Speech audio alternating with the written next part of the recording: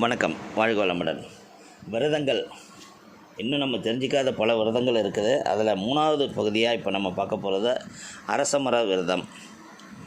அரசமர பூஜை என்கிறது அரசமரம் பிரம்ம விஷ்ணு சிவன் இவர்கள் வடிவ அம்சமுடையது என்கிறது இந்து சமய புராணங்கள். ஒவ்வொரு வெள்ளிக்கிழமையும் அரசமரத்துக்கு பூஜை செய்து 101 தடவை சுற்றி வந்து கரம் கூப்பி வணங்கி இனிப்பு சித்திரானம் துணிகள் ஆகியவற்றை தானம் செய்ய வேண்டும். இதனால் புத்திரதோஷம் நீங்கி புத்திரப்பிராப்தி புத்திரபாக்கியம் கிடைக்கும்னு சொல்கிறாங்க. திருவோண விரதம். இந்த விரதம் தை மாதம் ஒரு அமாவாசை அன்று திருவோண நட்சத்திரமாகவும் திங்கட்கிழமையாகவும் இருக்க வேண்டும். அப்படி மூன்றும் ஒன்றாக கூடிய ஒரு நாளில் உபவாசம் இருந்து சிவன் பிரம்மா விஷ்ணு ஆகிய மூவரின் அருள் பெற விரதத்தை கடைபிடிக்க வேண்டும். இந்த விரதத்தை மேற்கொள்வதால் நமது இரத்த வழி உறவினர்கள் நல்ல உடல்நிலையையும் ஆரோக்கியத்தையும் பெறுவார்கள். அகால மரணமடைந்த ஆவி ரூபத்தில் நடமாடும் முன்னோர்கள் சாந்தி பெற்று சிவலோக பதவியை அடைவர் என நந்தி தேவரின் கருத்தாக சொல்லப்பட்டுள்ளது. வைகாசி விரதம். இந்த விரதம் வைகாசி மாதம் சுக்லபட்ச வெள்ளிக்கிழமை ஆரம்பித்து ஒவ்வொரு வெள்ளிக்கிழமையும் அம்பிகையை வேண்டி இருக்க வேண்டிய விரதம். இதனால் எல்லாவித நன்மைகளும் கிடைக்கும், இடையூறுகள் நீங்கும். இது தேவி புராணத்தில் கூறப்பட்டுள்ளது. உத்திர விரதம். இந்த விரதம் பங்குனி உத்திரத்தன்று உபவாசம் இருந்து திருமுருகனையும் சிவபெருமானையும் வேண்டி கடைபிடிக்க வேண்டிய விரதம். இதனால் சகல நன்மைகளும் கிடைக்கும். திரிசூல விரதம். இந்த விரதம் சிவபெருமானின் திரிசூலத்திற்காக கடைபிடிக்கும் விரதம். இந்த நந்தி பிராணின் வாக்கியத்தில் கூறப்பட்டுள்ளது. இதை உரிய முறைப்படி கடைபிடித்து விரதம் இருப்பதால் பல்வேறு தோஷங்கள் விலகும். மகாதேவி விரதம். இந்த விரதத்தின் மகிமையை பற்றி தேவி புராணத்தில் கூறப்பட்டுள்ளது. இந்த விரதத்தை அம்பிகையின் அருள் நாடி கடைபிடிக்க வேண்டும். உரிய முறைப்படி இந்த விரதத்தை முடிப்பவர்கள் உலக சுகபோக பாக்கியங்களை அடைவார்கள்னு சொல்கிறாங்க.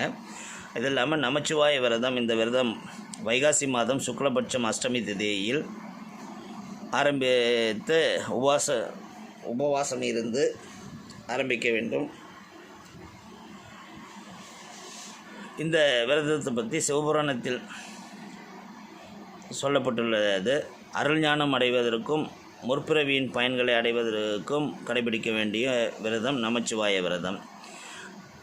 அங்காரக விரதம். இந்த விரதம் அம்பிகை அருள் நாடி செவ்வாய்க்கிழமை மேற்கொள்ளப்படும் விரதம். இந்த விரதத்தை உரிய முறைப்படி உபவாசம் இருந்து பல்வேறு பொருட்களை தானம் செய்து கடைபிடிக்க வேண்டும். இதனால் உடல்நலம், குடும்ப நலம், மனநலம் மேன்மையேறும்.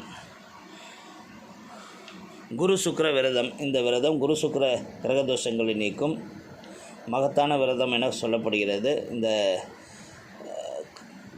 விரதத்தை பற்றி கிரக சிந்தாமணி என்னும் நூல் விரிவாக விளக்கம் கொடுத்துருக்குது. சிவபார்வதி விரதம். கிரக பீடைகள் நேராதிருக்கவும் குரு சுக்கிர கிரக அருள் கிடைக்கவும் இருக்க வேண்டிய விரதம். மார்கழி மாத திரியோதசி திதியில் ஒரு வேளை மட்டும் உணவு உண்டு மறுநாள் சதுர்த்தசி திதியில் முழு நாளும் உண்ணாமல் இருந்து கடைபிடிக்க வேண்டிய விரதம். அன்று ஏழைகளுக்கு தானிய தானம், அன்னதானம், வஸ்திர தானம் ஆகியவற்றை செய்ய வேண்டும். இந்த விரதத்தை பற்றி கிரக சிந்தாமணியில் கூறப்பட்டுள்ளது. மகா திருதியை விரதம். இந்த விரதம் பற்றி கிரக சிந்தாமணி எனும் நூலில் விளக்கமாக கூறப்பட்டுள்ளது. இது வைகாசி மாதம் சுக்லபட்ச திருதியில் கடைபிடிக்க வேண்டிய விரதமாகும். இந்த விரதத்தை மகாவிஷ்ணுவின் அருள் நாடி உரிய முறையில் இருந்தால் தரித்திர பீடைகள் விலகிச் செல்லும், செல்வம் வந்து சேரும். இந்த விரத மகிமையை பற்றி கந்த புராணத்தில் கூறப்பட்டிருக்கிறது. இது புராண காலத்தில் தேவர்களால் மேற்கொள்ளப்பட்ட விரதமாகும்னு சொல்கிறாங்க. இந்த மாதிரி பல விரதங்கள் இருக்குதுங்க. நம்ம முன்னோர்கள் நமக்கு சொல்லி சென்ற விஷயத்துக்குள்ளே இது ஆன்மீகம் மட்டும் இல்லை, இதுக்கு அடிநாதமாக மருத்துவமும் இருக்குதுங்கிறத உணர்ந்து செய்யுங்கள்.